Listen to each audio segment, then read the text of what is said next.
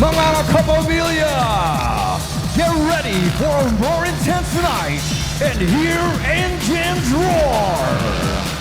All the way from Mindanao, here's Team UA. And now brace yourselves as we witness death-defying stunts right now. That one is called a Superman double grab.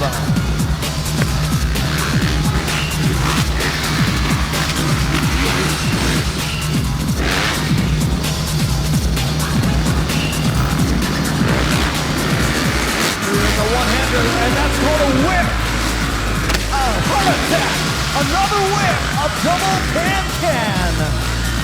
Oh, yeah.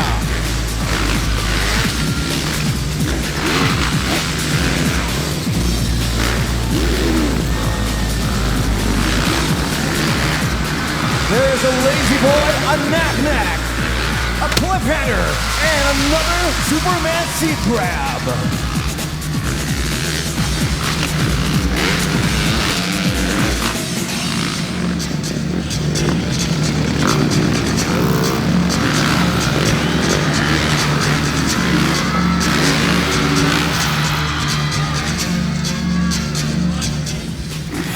And now, for the first time in Philippine motocross history, prepare to witness UA Mindanao's most dangerous trick yet. A trick so risky that no one in this country has ever attempted this before. Get ready to see the switch. Titan Rizal! Pilipinas! Hold your breath! Don't even try to blink as we witness history! Here comes the switch!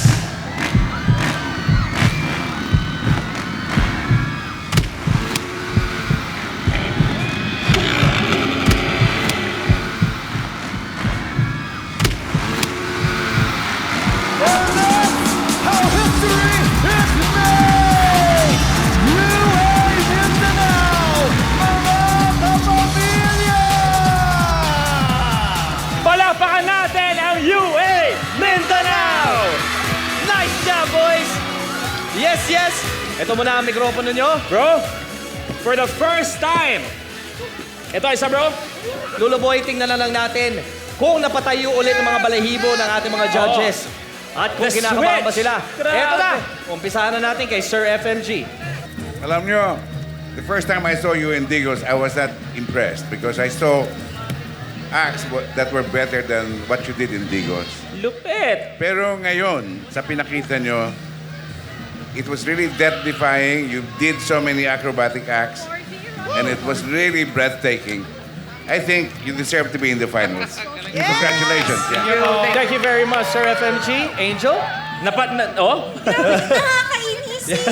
Sobrang nakakainis kayo. Nakakainis kayo sa galing. Sobrang nanggigigil ako dito kayo na habang pinapanood kayo kasi hindi ko alam kung nag-wish ba ako ng more pa o mag-pray ako na sana walang mangyaring masama sa inyo kasi grabe kadelikadong ginagawa nyo. Pero happy ako na lahat. Parang wala lang yung nangyari dito. Ang galing-galing nyo. Nakakainis kayo sa galing. At ito ang binyahe namin. Kaya kami lumalabas ng Pilipinas Got Talent para sa mga ganitong mga talento.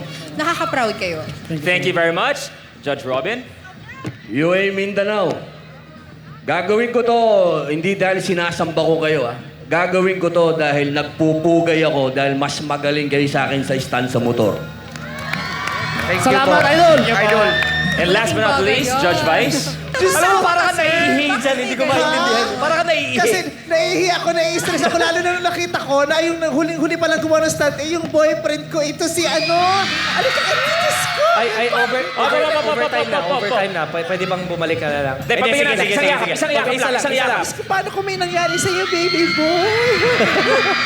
Ay, Diyos ko naman.